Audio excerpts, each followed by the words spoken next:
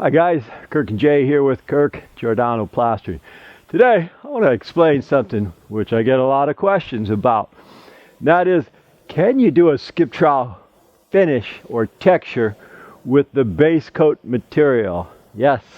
Is it more difficult? Yes. But can I do it? Absolutely. Okay guys, if you're using say a rapid set, which is real popular at Home Depot and Lowe's, it's a little more difficult to do a finish coat with that, or if you're using Portland cement or any of the other 20 kinds of cement. But I'll show you how we do it. Okay, now if this base coat right here was white or it was completely dry, I'd have a really hard time doing it, but it's not completely dry. And since I don't have a float here, I mean, I could poke into this. That's how wet it still is. But if it's completely dry, it'll keep falling off. So what we do is we start from the bottom or the top. That's the finish we're matching right there. And that finish is hand applied, just like it's a base coat material. It's hand applied. It's just like what we're doing here. How do I know? Because I can look at it and see it's not a color coat. So we're using the same material as the brown. First of all, what I want to do is I'll just start from the corner. Now I usually start from the corner because I can cover my corner aid. You see, there's a corner right here, and this is it's galvanized corner aid, and it's designed for making straight corners. It helps us out, guys. Now, what I do is I'll generally stagger a texture. What does stagger and a texture mean? It's kind of like sheetrock, where you don't line up all the seams, because if you line up all the seams, it won't give it the strength. But with staggering a texture, that just means you go every which way and it matches closer with what we're doing, because I'm looking at what they got, and they've got what we call the pancake finish, and that's just a prettier word than saying a blob job. I got a lot of rocks in this stuff because my brother Lou just pulled this out of the mixer. And it's the same stuff we just used for the scratch and brown coat. Now, can you do this, guys? Yeah. When I was just starting in the trade, before we were really good at making a wall true and plumb, we would apply the texture. And the texture, if you had a hollow or a radius in the wall, the texture would not fill that void because it's going with the blade. So any holidays or humps or bumps, they'll show, unless you know how to get them out. We know how to get them out. Of course, we just did this wall, and Jay and I are pretty good, so we don't have to worry too much about voids in the base coat. So what I'll generally do is, again, depending on the finish, if it's adobe, I'll pull the mud off the top. If it's what that is, they pull the mud off the bottom. Either way works, guys. I'll take my mud here, and you may not be able to see this, but the trim here, we indented it 1/4 inch or 1/8. Why? Because we want our texture to go in there to come flush with the stucco trim. If we're over the stucco trim, then it makes us look like amateurs. And plus, I'm noticing over there, they are below the stucco trim. So what we got to do is match what they got. A couple other things while I'm doing this finish here. Again, this base coat right now, we just applied it. So it's taken this texture well. If it sets another half hour, I'll lose it. And we just come off of like 2 months of rain, so everything is wet. It's tough to hang plastic on a window that's soaking wet too, unless you dry it off beforehand. Now anyhow, I can see a few areas that I missed, and all I do is just go back over them with a little bit more texture. You don't really have to look on how this is pulling off. It does take a little practice. You come to a little holiday, just fill it up, guys. Fill it up, fill it up. fill it up, and then go back over it and make sure everything is knocked down at least consistently. And of course, what I do is I keep in mind what I'm matching is over there.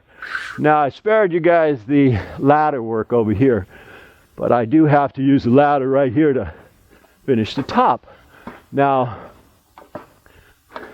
this is drier than this right here, and here's a float joint. So what I'll do is, and notice how, you see how most of that fell off? See how it's fallen off? It's not sticking. That's because it's dry. Now you got to go flatter. If a wall is dry, take it flatter. That's a perfect example, guys, of what I'm doing now. See, some folks will say, well, gee, I tried to do it, but it kept falling off. Then go flatter. I'm flattening out the finish now because this is dry. This has been on. The sun's beating on it, and it had a chance to dry.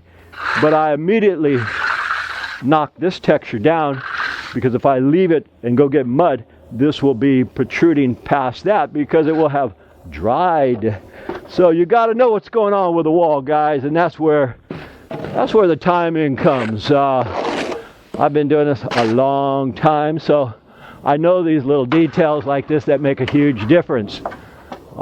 Again, a super dry wall, right here is dry, right here is a little bit more wet because we've done it. So I'm going to take the trowel, and if you got a clinker, get it off. And I'm putting it on edge.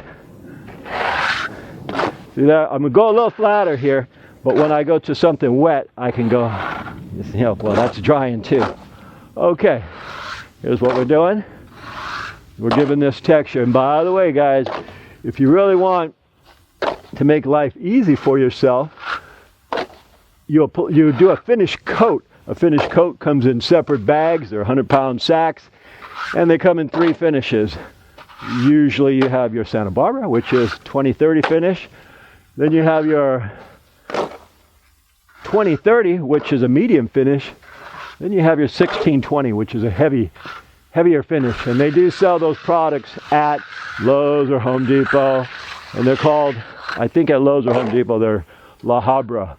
But they make BMI, they make a whole bunch of different brands that do the same thing. And they're just pre-colored, and they're finished materials, and they work a lot better for texturing.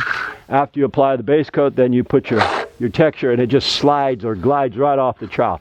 Here, it takes a little bit more effort, but again, I've got that time in, so I can do it. Speaking of time in, you know what happens to a trowel when you leave it in, even in a box, or it gets wet, it rusts. This is not a stainless steel trowel. It's just my regular trowel. We were just using it last week. Only takes a day for it to rust. Is it a big deal? No. We scrape it on the cement to get the rust off. This one is my best trowel, but I didn't want to spend 15 minutes scraping it. This one here is a pretty good trowel. I'm going to point this out, guys, because it's important. If a trowel is bent this way, that's good. If it's bent inwards like this, you're never going to be able to texture, because this is going to texture in this, and the middle is going to be hollow. This is the one I want to use, but I don't want to clean it right now. This one is beat up too, but I could make it work, and will make it work. Okay, we're taking this down too. Remember, on the other side, I hit the edge here, but I'm right-handed, so I'm going to pull back on the frame right here. And I'd like to take as long as strokes as I can. Generally, when I'm using a color coat, I'll take 4 to 5 foot strokes, but this is falling off because it's a base coat material. A base coat stucco or cement plaster on a dry wall like this, you're not going to get 5, 6 foot strokes. Just not going to happen, guys. If you can get a 2 foot stroke like what I'm getting, that's pretty good. Again, if this was a finished product, I can texture from here all the way to the end twice, but it's not. This is a base coat. So base coats, guys, when you do the scratch coat and the brown coat, and that question always comes, hey Kirk, can I do a finish coat with it? You can, but you gotta know how to texture, and it takes a little bit more time in than texturing with regular color coat or finish coat material. I can do a dash, which is a blown on or thrown on finish with this, I could also do a float finish where I take a sponge float and I just bring out the aggregate or the sand. But the skip trowel finish is one of the most requested finishes I get asked, because we have about 600-800 videos out there. People see our videos and they say, gee, Kirk, can you do this or that? And so I don't have a video yet of what I'm doing here. Anyway, this is it. So if you guys decide to do a skip trowel finish with a base coat material, these are just some general tips. Anyhow, my name is Kirk, Jason on the camera. We do thank you for watching, and as usual, see you guys on the next one. Once again, folks, we thank you for watching, and I really enjoy all your comments. If you guys like this video, please click the like button down below, and also if you enjoy what we do, subscribe to our channel so we can keep making these videos for you. My name is Kirk. And Jay. We thank you for watching, and from the entire Giordano family, we'll see you on the next one.